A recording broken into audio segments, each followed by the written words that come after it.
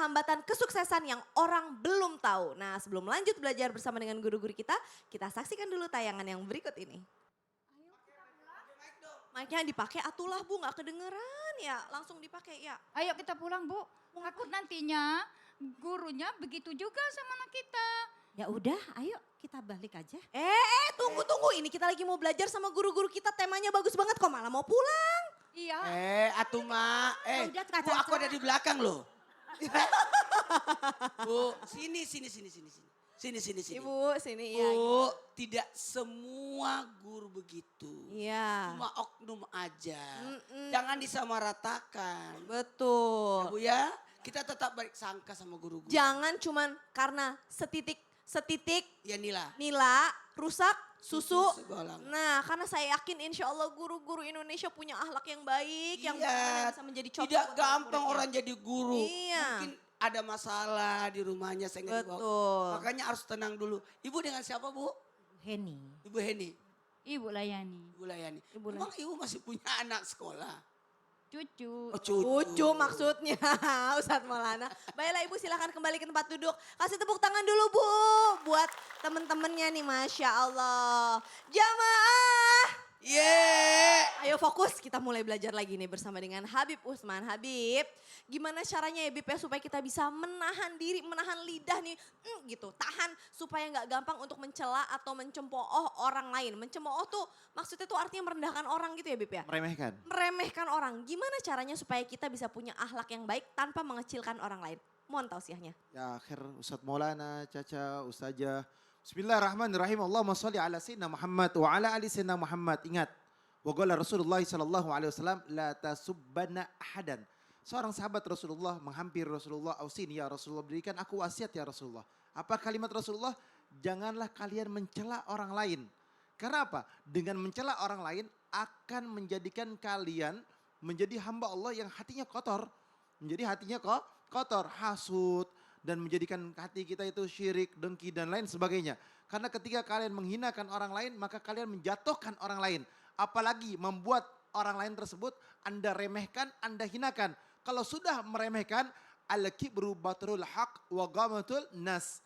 Bahwasanya sombong adalah sikap menolak kebenaran dan juga meremehkan manusia.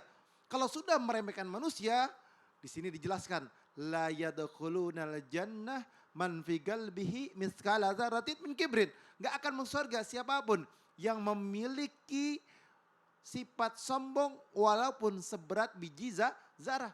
Oleh karena itu ketika kalian meremehkan orang lain berarti kalian adalah manusia yang sombong. Sehingga kalian tidak akan masuk ke dalam surganya Allah Subhanahu wa taala. Oleh karena itu, bersihkan hati kita, sentuh hati kita dengan istighfar, meminta ampunan kepada Allah Subhanahu wa taala, berharap ya Allah, jadikanlah lisanku baik, jadikanlah hatiku baik, pikiranku baik, niscaya yang keluar dari mulutku dan perbuatanku menjadi hambamu yang baik. Janganlah kalian bergaul dengan manusia-manusia yang tukang hina. Janganlah kalian berteman dengan manusia yang suka ghibah. Janganlah kalian berteman atau bermain dengan manusia yang suka hasut kepada manusia yang lain. Sehingga akan terbawa sifat-sifat tersebut. Karena apa? Karena syaitan innahu lakum aduwwum mubin. Syaitan itu musuh yang nyata. Sehingga apa? Membuat kita itu berada di dalam jalan yang Allah Ta'ala tidak ridhoi. Sehingga manusia tersebut akhirnya terjerumus ke dalam bentuk ghibah, bentuk an-namimah, adu domba, bentuk hal yang tidak baik di dalamnya, perkataannya, perbuatannya. Oleh karena itu, ya Allah, jadikanlah hati kita hati yang bersih. Pikiran kita pikiran yang bersih. Dengan cara apa? Dengan cara selalu beristighfar kepada Allah. Setiap kejadian apapun yang akan menimpa diri kita atau dekat dengan kita dan orang-orang yang zalim, orang-orang yang jahat, kita selalu istighfar. Astagfirullahalazim. Atau bahkan diri kita sendiri yang tidak baik, kita minta ampunan kepada Allah. Sehingga Allah Subhanahu wa taala menjaga diri kita, hati kita. Jangan sampai fi qulubihim maradha, dalam hati kita menjadi memiliki penyakit. Sehingga penyakit tersebut fazadahumullahu maradha, Allah tambahin lagi sehingga kita perbuatannya menjadi buruk dan tidak baik. Masya Allah, tabarakallah. Jangan merasa besar, kita itu kecil. Banyak-banyak tawadu ya Bib ya. Banyak-banyak minta ampunan sama Allah. Banyak-banyak Manusia nggak punya istighfar. kekuatan. Gak punya kekuatan Hanya Allah yang milikin. kecuali atas izin Allah. Masya Allah, tabarakallah. Kasih tepuk tangan dulu dong Bu. Jazakallah khair Habib, pengingatnya pada pagi hari ini. Ini kan masih subuh nih. Jadi ibu-ibu juga jangan lupa sambil nonton Islam itu Indah, sambil banyak zikir, sambil masak sambil zikir dan lain-lain. Ih, Caca ya. Masya Tadi Allah, pagi sudah tabarakallah. muter. Oh kayak Ustadz Maulana. Muterin itu Banyak zikir sedekah. pagi. Oh Masya Allah. Ustadz, ini Ya. kayaknya nih Ustadz akan memberikan kesempatan. Ini bagus kalau kita ingat ya, Karena- bertanya itu pintunya ilmu. Masya Allah, makanya kita masuk ke Ustadz bertanya. Kami menjawab. Silahkan Ustadz, Mana jamaah baiknya mana tadi, yang pinjam baiknya beruntung. Bu. Satu Yang aja akan dulu Ustadz pinjamnya. tanya yang mana? Aku mau cari yang mana bagian silahkan, sebelah kanan. silahkan nih dari Tasikmalaya. Yang paling atas. Cikini, Tasikmalaya, silahkan Ibu. Ibu Silakan siapa berdiri namanya Bu. Perkenalkan namanya. Assalamualaikum warahmatullahi wabarakatuh. Waalaikumsalam warahmatullahi wabarakatuh. Silakan perkenalkan nama. Nama saya Neng Sri dari Perempuan Aswaja Tasikmalaya. Masya Allah Neng Sri. Pertanyaannya, karena kita lagi membahas nih salah satu yang menyebabkan tidak sukses seseorang. Pertanyaannya, Ibu, anak kan pasti punya cita-cita. Ya. Apakah Ibu mengabulkan cita-cita anak atau Ibu yang mengarahkan atau memaksakan cita-citanya? Kalau cita-cita Menurut anak atau menurut Ibu? menurut anak, Menurut anak. Cita-cita anaknya Ibu apa sih? pengen jadi guru. Pengen Oh, tepuk tangan guru. dulu. Masya Tadi Allah. bukan guru yang tadi kan? Ya. Yang satu mau jadi dokter, Ya. yang satu mau jadi guru. Ibu bolehin. Kembar kan, Oh Oh, kembar. Ya. anaknya Ibu berapa? 3. Yang satu? Yang satu kembar, Iya. perempuan 2. Ya. Yang satu lagi cowok. Masya Allah. Nah Laki-laki. itu gimana Ustadz? Kalau menurut Ustadz Maulana, orang tua itu mengarahkan atau memaksa? Assalamualaikum warahmatullahi wabarakatuh. Waalaikumsalam warahmatullahi wabarakatuh. Gimana Ustadz menurut pandangan Ustadz? Mohon tausiahnya. Hati-hati dengan ibu-ibu. Seng kanan belok kiri. Izin Habib dan Ustazah, Masya Allah Tabarakallah.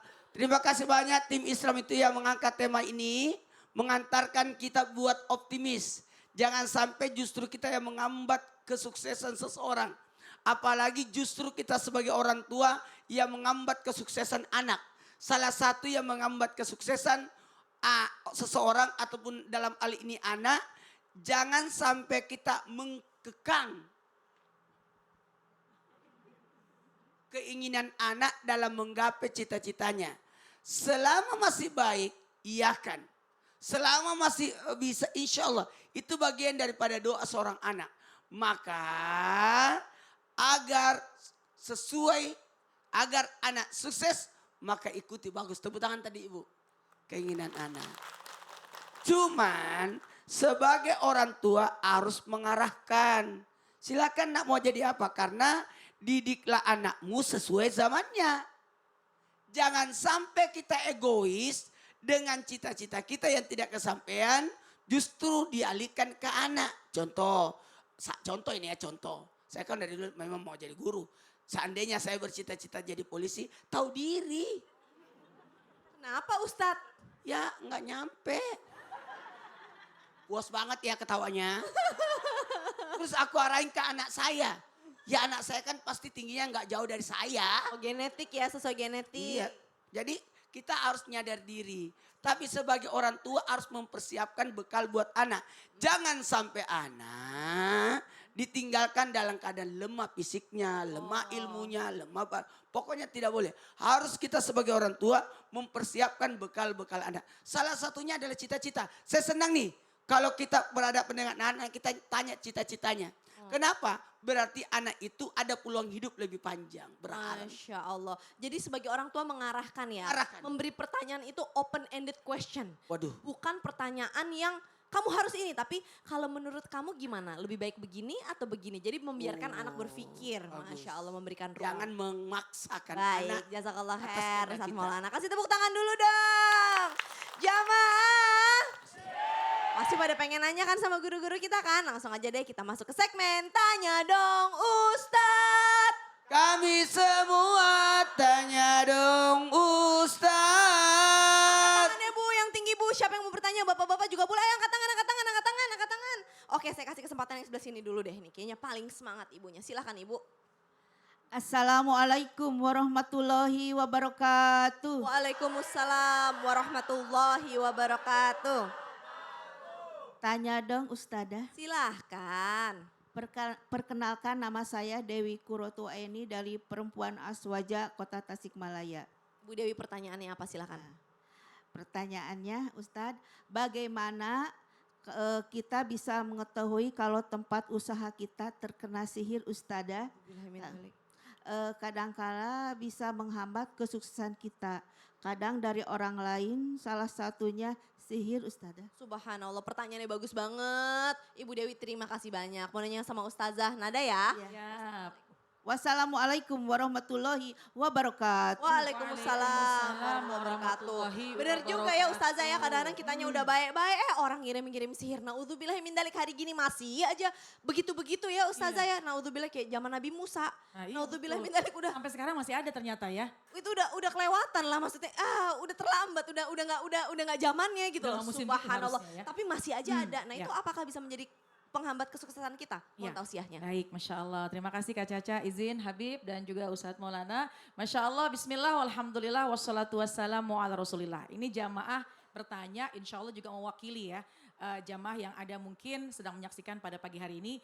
Di antara memang penghambat suksesnya seseorang yaitu khususnya di dalam bidang usaha bisa jadi karena adanya sihir. Sihir ini memang dari zaman dulu, dari zaman Rasulullah SAW pun juga sudah ada. Bahkan sampai sekarang masih ada. Lalu bagaimana cara melihat apakah kita termasuk yang tempat usaha kita terkena sihir? Di antaranya ada tanda-tanda ya. Di antaranya ini adalah tanda-tandanya. Tapi bukan berarti ketika mendapatkan itu sudah dipastikan ini kena sihir. Tapi ini di antara. Yang pertama lingkungan sekitar kita itu suka mengadu kepada kita, kok tokonya tutup terus. Kok kayaknya mau datang ke sana nggak pernah bisa masuk. Karena kayaknya tutup terus. Nah ini bisa jadi sebuah hal untuk ditutup. Disiter, artinya dihalangi gitu ya. Kemudian yang kedua, ketika ada pelanggan yang masuk, ada yang memang datang ke toko kita tuh rasanya nggak nyaman gitu ya. Tapi sekali lagi ini bukan menjadi sebuah kepastian di antara tanda-tandanya. Tapi yang paling penting adalah kalau memang kita punya keterbatasan dalam memahami ilmu tersebut, tanyalah kepada orang yang memahaminya. Pasti di akhir zaman semacam ini ada orang yang bisa memahami dan mengetahui apakah memang di lingkungan kita yang tempat kita usaha itu ada masuk ke dalam ranah atau kena sihir dari orang lain. Juga di antara yang bisa kita rasakan bahwa kita nih yang punya toko tuh kayak nggak nyaman gitu.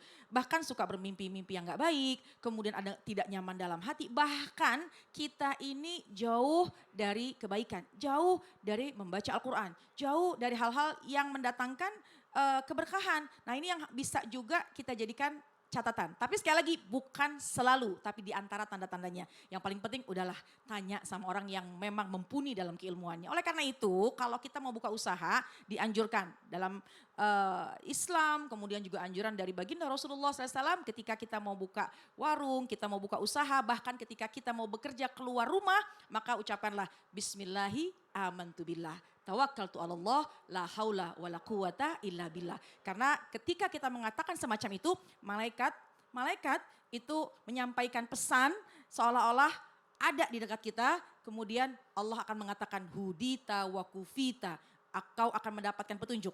Kau akan dicukupkan dan kau senantiasa akan dilindungi oleh Allah Subhanahu wa taala. Jadi kitanya dulu nih yang bertawakal. Tuh. Tapi kalau qadarullah sihirnya masih ada, kita juga jangan jadi sasaran empuk orang-orang yang kadang-kadang kita bantuin tapi minta bayaran ini, minta bayaran. Nah, Nah, itu juga betul. bahaya ya Ustazah, jamaah harus hati-hati tuh yang ada di rumah tuh Tapi ya. yang paling penting jangan gampang suuzon. Ini kayaknya kena sihir nih.